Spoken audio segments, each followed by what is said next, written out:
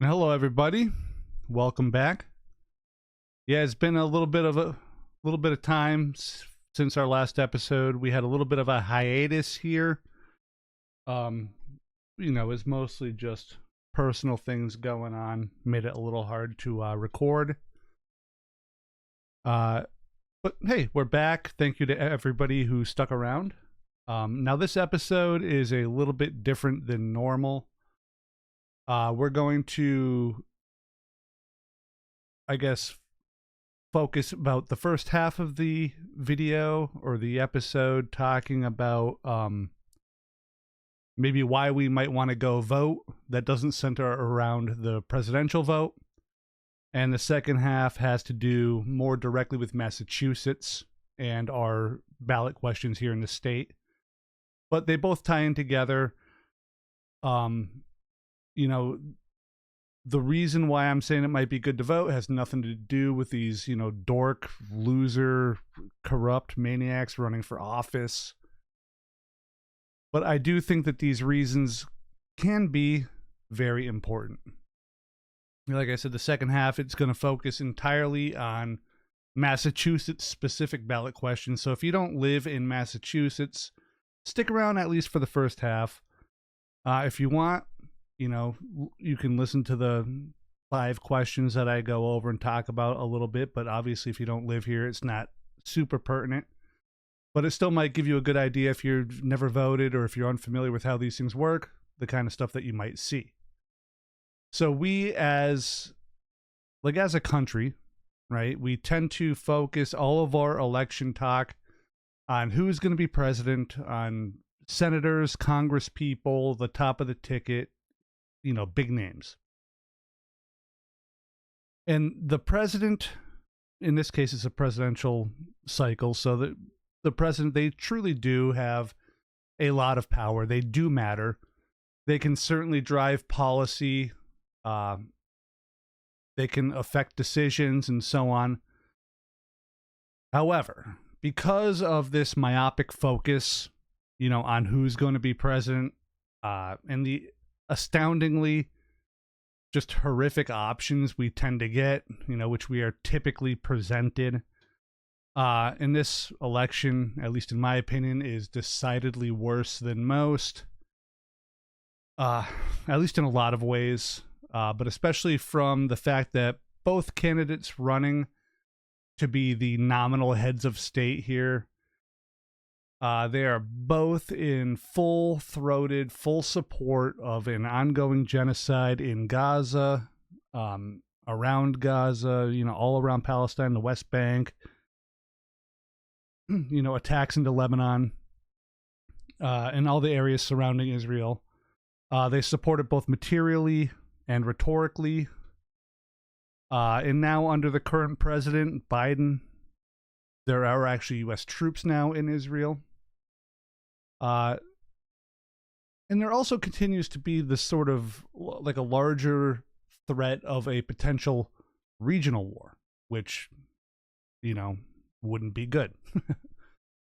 President Biden kind of just sits around eating ice cream or whatever he's doing with his half-melted brain, while Israel is launching ethnic cleansing and genocidal campaigns against Gaza, terrorist attacks in Lebanon, ground invasions of both places, continued settlement in the West Bank, continued destruction in the West Bank, and just a general campaign of terror in the region against the Palestinian population. And Harris promises explicitly to continue Biden's current policies. In effect, she's giving full-fledged support, troops, weapons, money, intelligence, and so on for the ongoing genocide. Trump, by contrast, promises to be even stronger in support of Israel.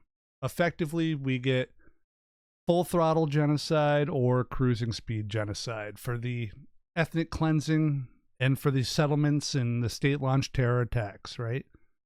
Full throttle or cruising speed.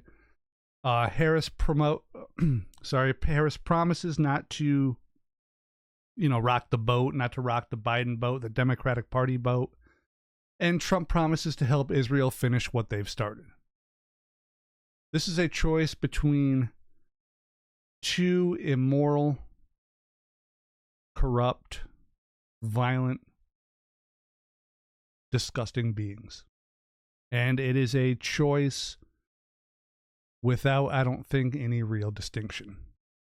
Sadly. And I genuinely want to vote against Donald Trump. I do not like him. I don't want him to be president. And, gun to my head, I'm forced to choose one or the other. I guess I'd choose Harris. I'd choose that based on, I guess what amounts to some level of possible and probably real harm reduction, at least here in the country, in the United States. And sure, I guess that might be overly optimistic. The gains might be marginal at best, but I'd have at least thought about it before the genocide, before the assault on Gaza. I would have at least considered a vote for Harris, and I know she wasn't actually running then. I'm just saying, Biden back then I had given up on, so it was already a no for me. But if she had been there and this had started, I'd have considered it. I'd have considered her without what's going on right now in Palestine. I'd have considered it, right? I'd have considered Harris and the Democrats for various, edge issues that I think that they actually might be a little bit better on, or they are better on. I mostly reject the both parties are precisely the same. I don't like that argument. I just think that they, I guess, I don't know, I guess broadly speaking, they're similar, but they're not identical in various spots. But genocide, it has to be a firm no for me. I just can't put a check mark near my headphones on the ground. I just can't check that box. I just can't put it next to one of these names. I know that, some people are kind of urging to vote for Harris for harm reduction, even as they acknowledge the situation in Palestine, as they acknowledge what's going on in Gaza and the West Bank and now Lebanon. But I just can't do it. I don't want to sound like preachy or holier than thou. It's just, I just can't do it. I'm not sure how I can really be in true solidarity with people at home if I'm not in solidarity with a people being removed from and wiped off of their homeland across the ocean in Palestine. And that's not even talking about some of the other things going on, in that region and close to it in Yemen, Sudan, Congo, the Democratic Republic of Congo. And in any other place I'm failing to remember right now. I got solidarity for sure for my homies here at home. But we need to focus on the world as well. We need to focus on an actual ongoing genocide. And I do say all of that with the very clear and very real knowledge that being who I am is immensely privileged, right? And I'm not trying to sound super woke or whatever, but as a relatively well-off, white, straight man who safely lives in a nice area of a deeply blue state, where my vote or lack of vote won't really matter in a presidential election. That's where I am. That's where my that's where all this is coming from. I just want to acknowledge that this stuff doesn't directly affect me, right? I'm not Palestinian. I'm not, me not voting one way or the other. People aren't going to come for me. I'm not the guy that they're aiming at. So that said, I will be leaving, or I have left, the presidential field blank this year. And after all of that, it brings me to kind of the main point of the video. Sorry that went so long. But every election, to get off that somewhat depressing angle, every election, whether it's a presidential cycle or a midterm, we as a country, we tend to focus on the very top of the ballot, like I said. In presidential years, it's focused on, obviously, the president, but also the Senate, Congress people. You know, it just has a very narrow focus on the top of the ballot. And the more I think about it, you know, when we line all of the federal elections up, the president probably doesn't matter as much as we think it does, right? I mean, it definitely doesn't matter as much as we think it does. The Senate is probably the more significant body that we have in this country. Just both with the power that they have, because there's only 50 of them, you know, 2 from each state, but also because of the 2 per state, it's a very disproportional representational power for each of the states that have very few people, right? Like, I don't know, you could probably add up, I'm guessing, I don't have the list here, but you could probably add up the bottom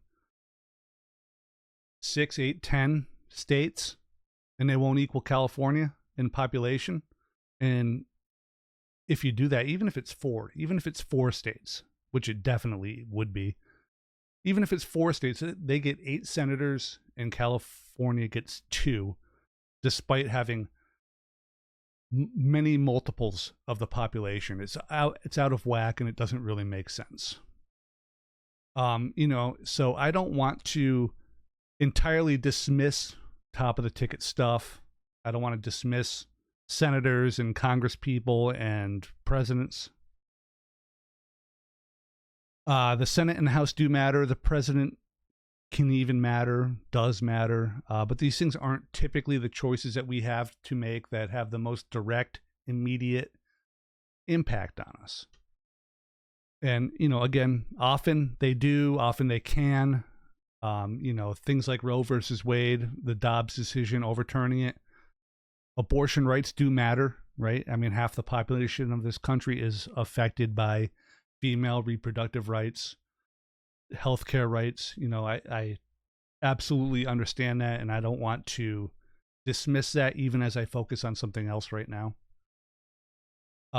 So these things, they go by a few different terms on our ballots: propositions, initiatives, choices, and they aren't all exactly the same things. Like your state might call them initiatives, Massachusetts calls them questions.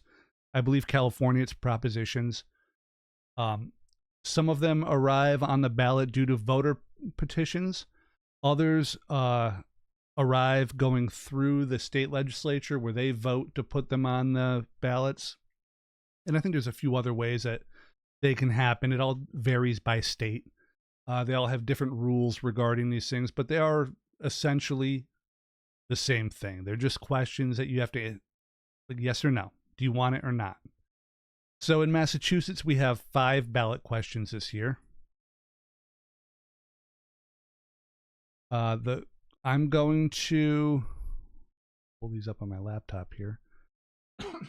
I'm going to list this year's choices here and then kind of double back and go over each one briefly. This shouldn't take too long. And I'm going to go over them one at a time, and I'm not going to tell you how to vote. That's up to you, but I will tell you how I was going to say will vote, but how I voted. I voted early.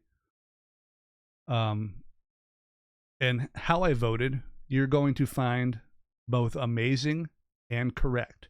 So you should definitely do as I do, but I'm not going to twist your arm. All right, these are the questions. Question 1, I'm going to paraphrase these a little bit, but question 1 is, should the state auditor oversee the state legislature? Question 2. Should we eliminate the MCAS requirement for high school graduation? Question 3 is, should gig workers such as those at Uber and Lyft be considered employees for the purposes of collective bargaining? Question 4 concerns the legalization of certain natural psychedelics for supervised psychiatric care. I don't remember all the substances, but it's like psilocybin, peyote. It's not listed as peyote, but it's the active thing in peyote. And the DMT? Something like that. No, it's not DMT. Sorry, I forgot. But I have it in my notes, so we'll get to there. But question 5 is, should tipped workers such as wait staff in restaurants be paid minimum wage or more? All right, like I said, like federal elections can absolutely affect us, but more so than any federal election, these state level questions are one of the few ways, one of the few direct, like, I guess, leverage points that we have over policy issues that we have direct control over. We have control as voters, as citizens of the states that we live in, and these questions affect us much more closely than most federal issues do. State level questions are incredibly important. So let's talk about question 1. Should the state auditor oversee the state legislature? So basically, here in Massachusetts, the state elects an auditor every 4 years.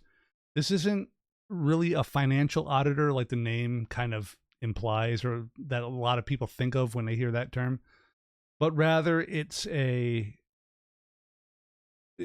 they're basically asked to oversee state agencies and make sure that those agencies follow existing laws, rules, and regulations, right? So they look at some state level board and they make sure that they're following the laws. When they say somebody applies for grants or something, they make sure that all the laws are followed to make sure that the board giving the grants does everything correctly.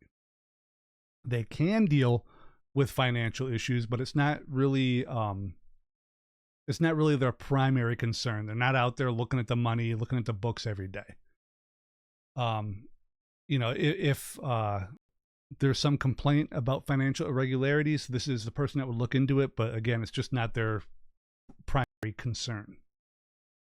With the duties that they're charged with, they have significant power. They can review documents of all sorts. They can request documents, review them. They can launch investigations into the various agencies. They have a lot of authority covering much of the state government of Massachusetts.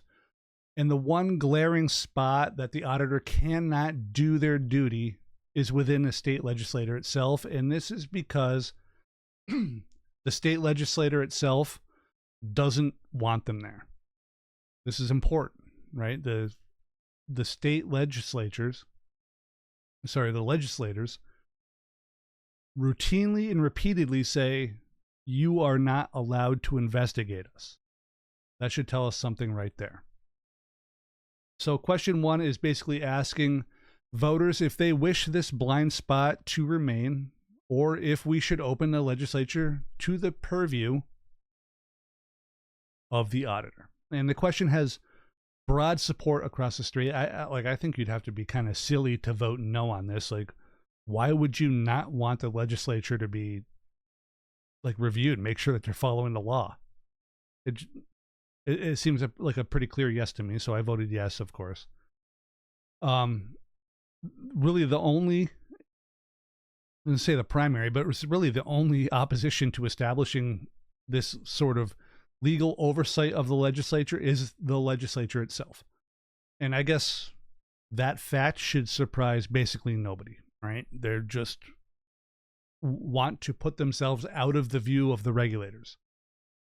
Now, obviously, the legislature should be subject to governance, and a yes to question 1 would deliver that by allowing the auditor to examine what they call non-core legislative functions and making sure that they fall within legal parameters.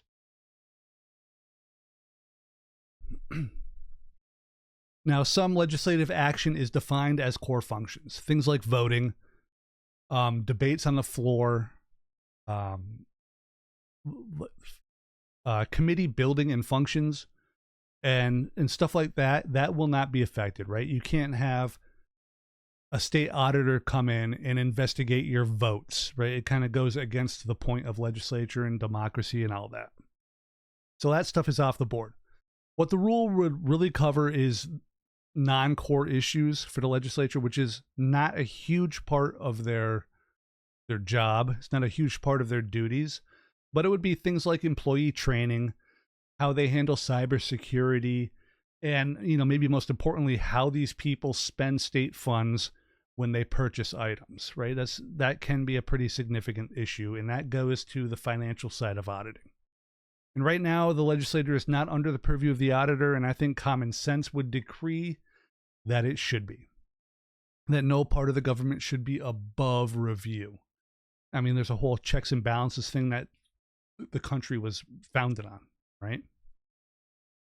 The auditor's office should absolutely be able to make sure that the state legislature is operating within the rules and regulations which exist in the state of Massachusetts to oversee the legislature. Why would we not want these people to, or I guess maybe I should rephrase that, like, why would we want these people to be immune from that? It boggles the mind that we'd really vote no on this question. So, like I said, I voted yes. And the even funnier thing is that the primary reason given to vote no on question 1 is that the legislators could resist the audits. Like, the primary defense was, well, if you pass this law, we just aren't going to go along with it. It's like, right, the people who make the laws are fighting to keep themselves immune from them, essentially, right? It's absolutely despicable behavior. So yes, I voted yes on question 1. Question 2 asks if we should eliminate the MCAS test as a requirement for high school graduation. Now, I'll be honest here and tell everyone that, public education isn't really in my wheelhouse. I don't have children. I'm not going to have children. And I don't spend a lot of time thinking about, school principals and high school classes and math curriculums and bus routes and all that stuff. Or even really the relative quality of the different school districts in the city I live in. I'm also old enough that I never had to take an MCAS test, thank God, because I'd probably still be in high school. Now, I do happen, just by happenstance, to live in a pretty good school district. And I'm happy about that, right? It's a nice neighborhood.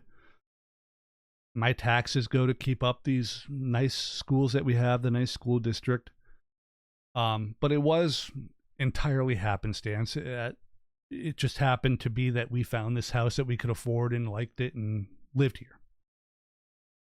So pretty universally, the teachers I've talked to hate these tests. And I do know a few teachers who, over the years, have loudly voiced their displeasure with the idea of MCAS and other tests like it, like other standardized tests that students are forced to pass to go to the next grade. They hate having to teach students to a test, to have to spend class time helping kids memorize specific things that are going to be on the test, to learn how to do specific things in specific ways to make sure that they answer the test questions properly to pass the test. And even, taking time to practice taking these tests so that the students understand how they are set up and how they work and how to better, deal with them to pass them. And pretty much every teachers union, teachers group, and educational advocacy group hate these sort of standardized tests. And by removing the standardized test requirement, the MCAS, schools would go back to requiring students to show a certain proficiency in, the various categories to graduate. Basically the sort of system where I graduated under. Barely, but I did. An MCAS requirement, it prevents teachers from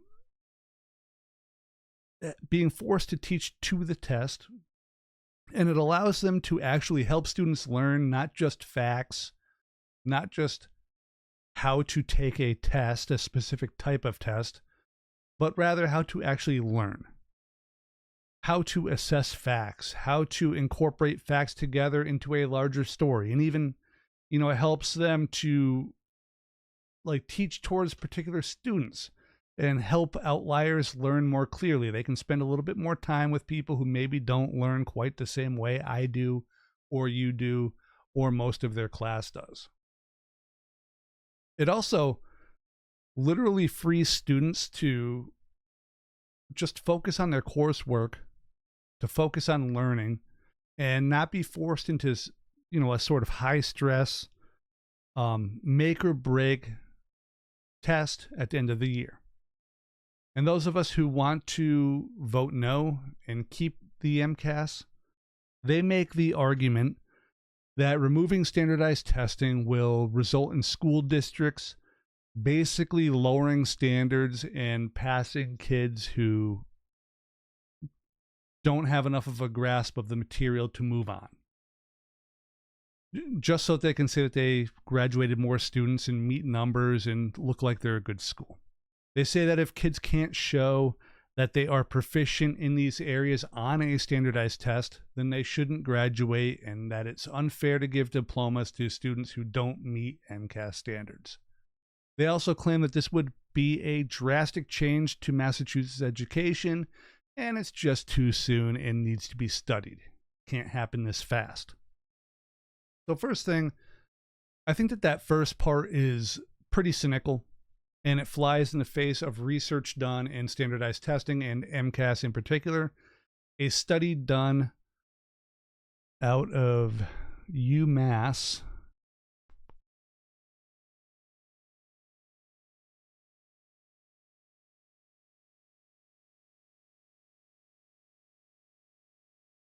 Sorry, I wanted to pull up my little note here. So a study out of the UMass Donahue Institute, a research department at the school, showed that differences in scores in MCAS tests was related to socioeconomic status and demography more than it was to this relative intelligence or abilities of the students. It said in it that the zip code mattered more than literally anything else in MCAS scores. And that, to be quite honest with you, is pretty damning of the entire system. But the I guess the idea of standardized tests as a whole. Other research shows that the prospect of MCAS tests increases anxiety and stress in students and even leads to increases in students dropping out rather than dealing with the test. That is a result that none of us should want. So to the last part about how it's just such a, or I guess the second part of the no argument, how it's just such a drastic change and needs to be studied for decades before it could possibly be considered, and then maybe we'd do it. Brother, we did it this way for a long ass time and the world was fine. I did it.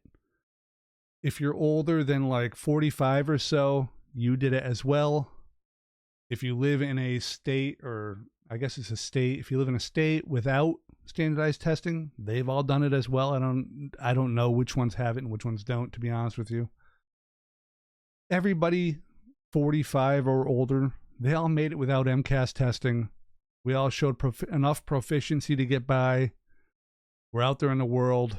We're building things, making things, engineering things. It's going to be okay. Schools will be fine without these tests. Teachers, I'm confident, will be fine without these tests. And I am dead certain that students will be fine as well without these tests. So I voted yes on question 2, get rid of the MCAS. Question 3 is, should gig workers be considered employees and allowed to organize themselves in a union? Yes. Yes, they should. Probably not a surprising answer if you've listened to any of the stuff that I've done before.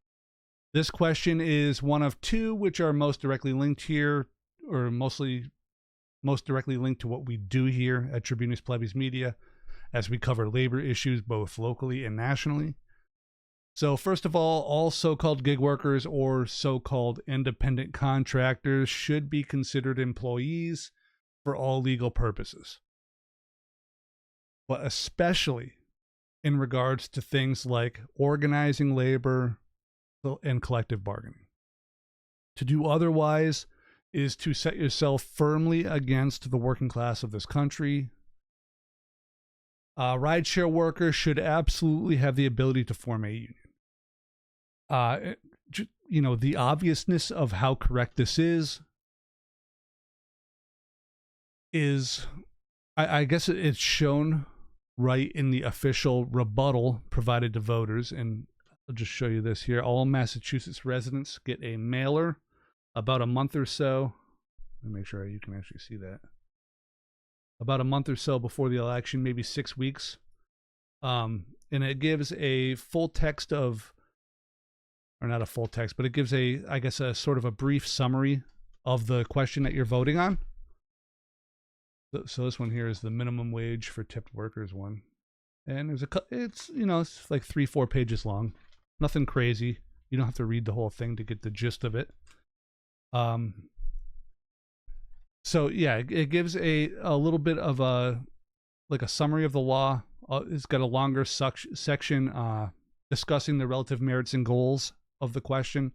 And it also provides 2 short sections for both support and dissent to be expressed by kind of like verified people or organizations. It's people that the state has recognized being on, both sides of this issue. The vote no section here, which would prevent rideshare workers from unionizing, gives no really substantive reason to vote no.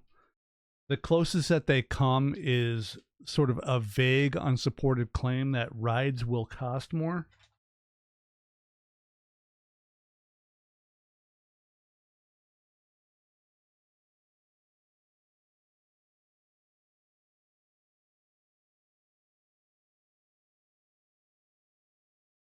I should have probably cut it out, but I'm silly like that. Yeah, so I mean, basically, the primary argument is that prices might go up, and then there's a bunch of lies. They follow up that primary argument with the old classic, this will just fund the union, not pay the drivers yarn that gets spun every time a worker wants a better life. Every time that they try to use collective bargaining to get that better life, of course. It was and always will remain an outright lie, a bold, often told, always bullshit lie. This vote no dork who wrote this, the Massachusetts Fiscal Alliance, sounds like an evil organization just by its name. They go so far as to list the protections drivers already have, all but one of which, I believe, is guaranteed by the state, not the companies. They're forced to provide these things by the state. Well, I guess they actually have an appeals process on here as well, which probably just means it's a forced arbitration if you have an issue with the company, which of course always favors a company. And if you had a union, you would get a proper grievance system. So screw these fiscal alliance morons.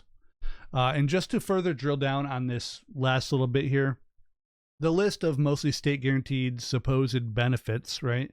Quote unquote benefits, I think something is worth highlighting, and that is that these items are literally the bare minimum. The state protections that they're talking about here are the legal minimum, right? It's basically the level at which, like, we deem as a society to be the bare minimum to, like, maintain humanity as an employee. Like, below this level, we've all decided is just basic raw cruelty. That's not enough for these people. For these workers. That's not enough for these rideshare drivers. Unions, literally, they can't get you less than that. It's actually not legal to. But they damn sure can get you more than that. Another thing connected to this question is that these rideshare companies and other gig workers and gig-type businesses, they've spent millions and millions of dollars to bribe state officials to pass laws, to skirt laws, to sidestep laws, to be ignored as they're doing illegal things, and to sign agreements which are directly harmful to workers in this state. And by doing so, by favoring rideshare companies because of what is in practice bribery, they helped undercut and destroy other workers who were employed in the transportation sector along the way, many of whom had better paying, more secure jobs with actual benefits, and many of whom were in unions before the illegal bribe-purveying gig companies came in, and under the cover of and with the help of our state government, they destroyed these good, sometimes, often, even union jobs for bribe money. All workers deserve to be able to band together to get better wages, benefits, and to fight for their own basic human dignity. I think a dignity of just your life, of your humanity, is really important in these discussions. I know we obviously often focus on wages and benefits, but I always try to mention dignity in there as well. It's really important to us, just as people, just as basic people, to have dignity when we go to work. And they deserve that dignity every time, everywhere, every single job, every single worker. You know, full stop. That's the whole story. Vote yes on question 3. Please vote yes on question 3. Question 4 is whether it should be legal to allow folks to use psychedelic substances in therapy sessions under the control of a trained professional. Yeah. Just yes. Yes, of course they should. The natural psychedelics that this bill or this question refers to are psilocybin and psilocin from mushrooms, DMT. Yeah, it was DMT. I was wrong before. DMT, mescaline, and ibogaine. These are being repeatedly shown to help people with particular issues. The most talked about is PTSD. And in the stories I've read, it's mostly PTSD in soldiers, but also in abuse victims, just people who suffered horrible, accidents and survived horrible attacks. So why would any human being try to prevent another human being from overcoming something as brutal as PTSD, regardless of where it stems from? Why would any human being wish that on somebody else? Why would we, as a collective unit, behave this way? I honestly don't even really have a ton of knowledge on this subject. And even I know that this question is a good thing. That people suffering from PTSD should be able to get something as simple as magic mushrooms if it helps them overcome this stuff. And the rebuttal to this, I don't even want to give it, but I'm going to. The rebuttal on it basically presents two main issues.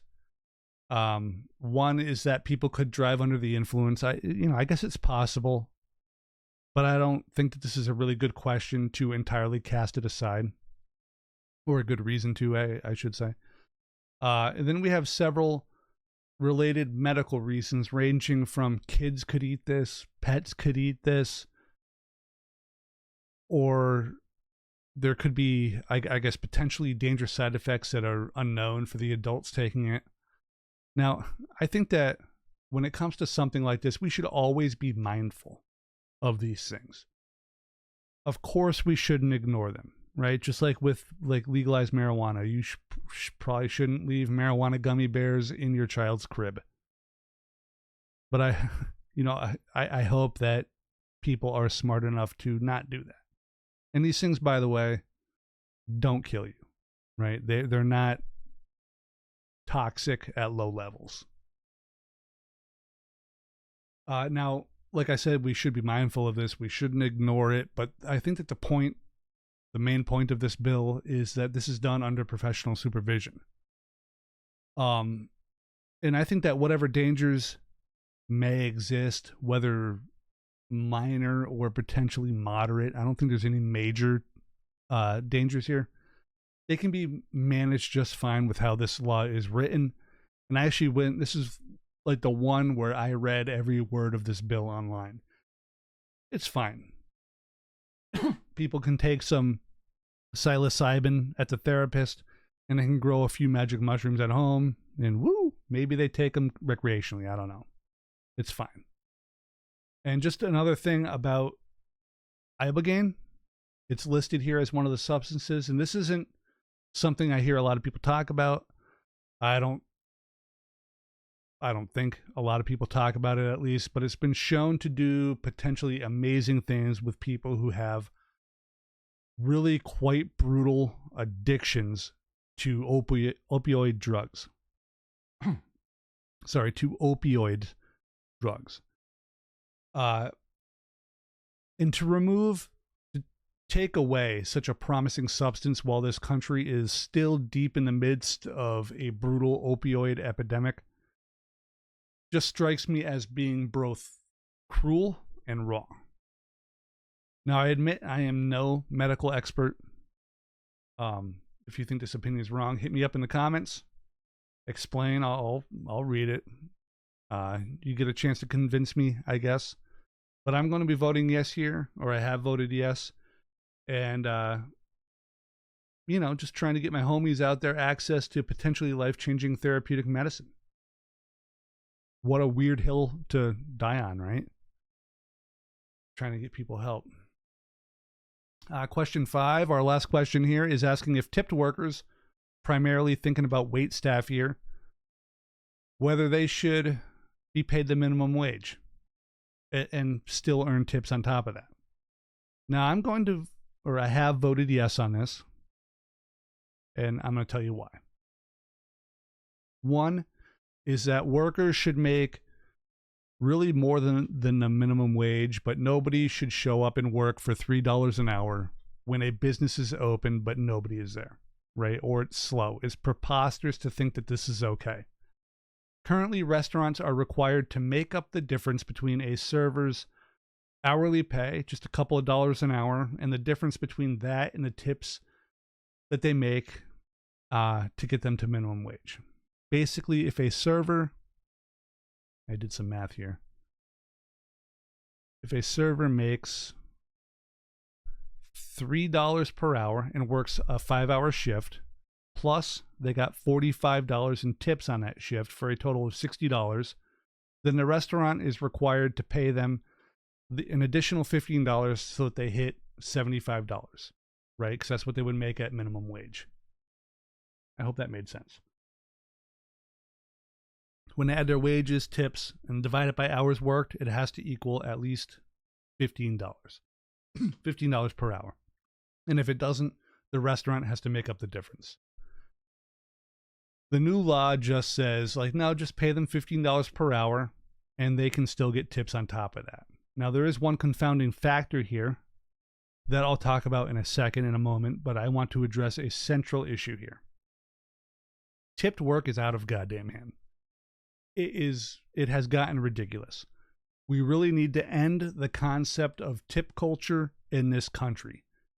Pay people to work, like bring me my plate of pasta, be nice to me, whatever, make your $20 an hour, and then I pay for my food and go home. That's what the deal should be. Customers are currently supplementing and paying the employees of restaurants rather than the restaurant paying them. This is backwards. The restaurant, the employer, should be paying these employees, not the customers. Restaurants scare people by saying, well, if we have to pay our employees, and you see how silly that sounds when you say it, right? A company says, if we are forced to pay our employees, then we will have to raise our prices. I saw one restaurant owner whinging about how menu prices will go up by 15 to 20% if this passes. Well, let me ask you something. How much do you tip? Because I tip around 20% whenever I can. So to me as the customer, if you raise the menu prices 20% and I just pay it and I can walk away, and you've paid your employee a fair wage, it's the same to me.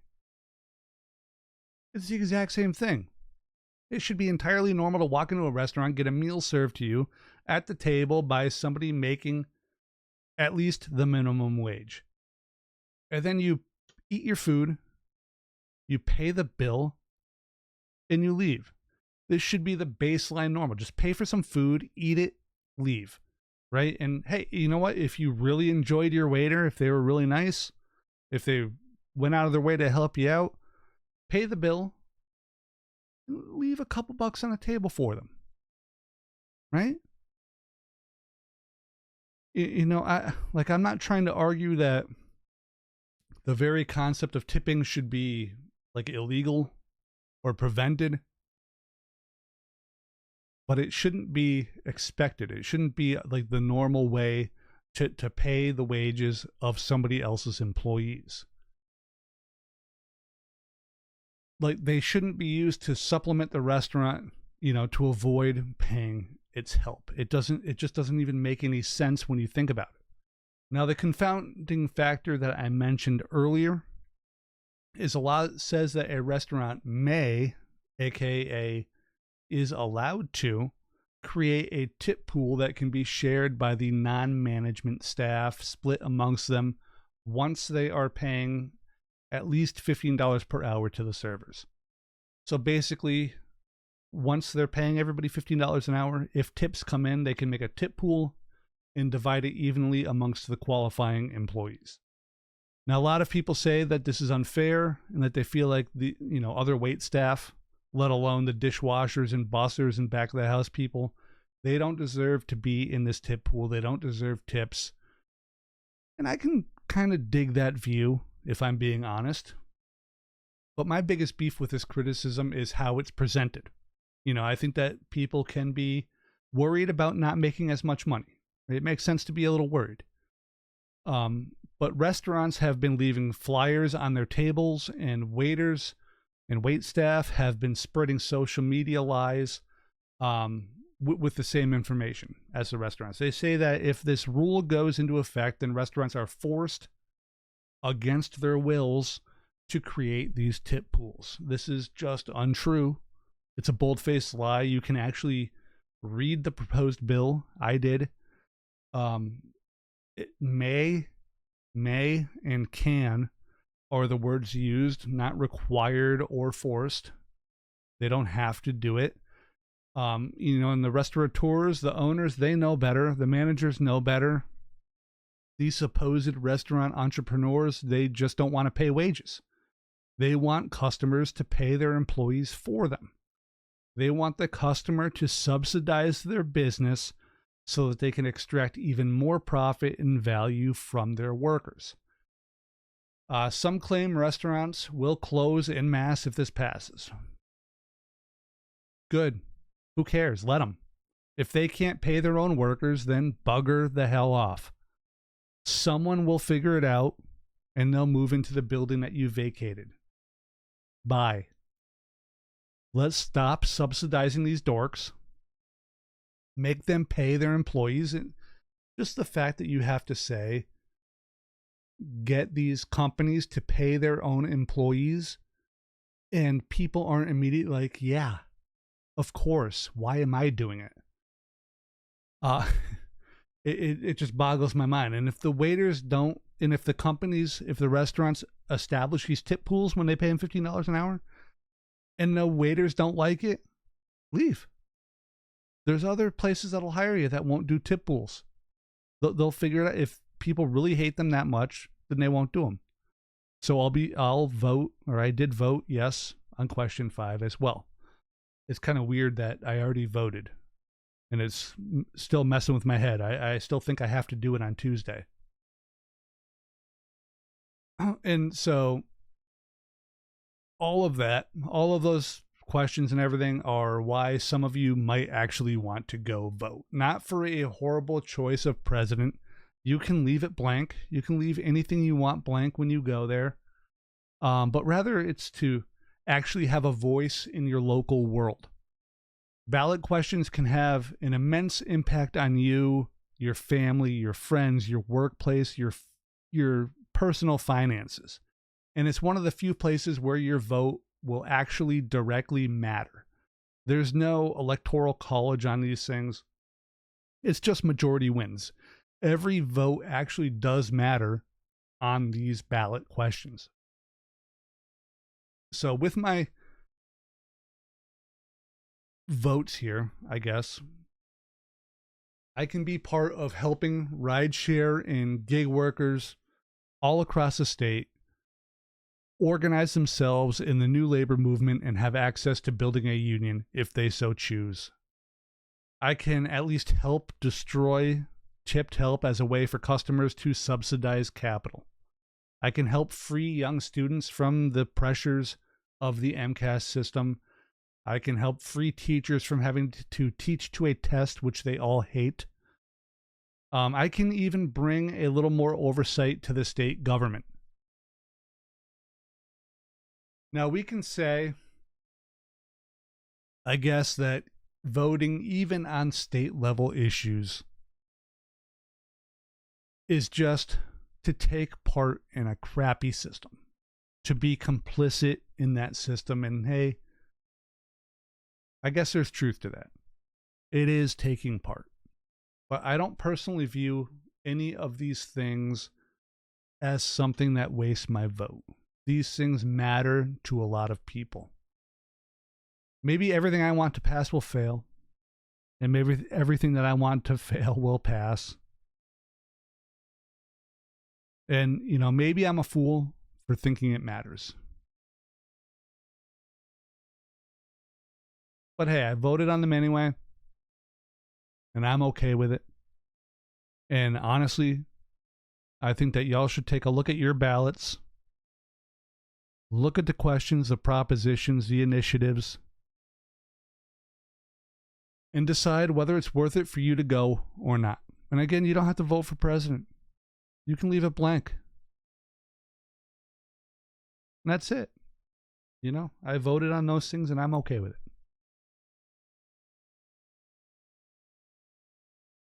Peace.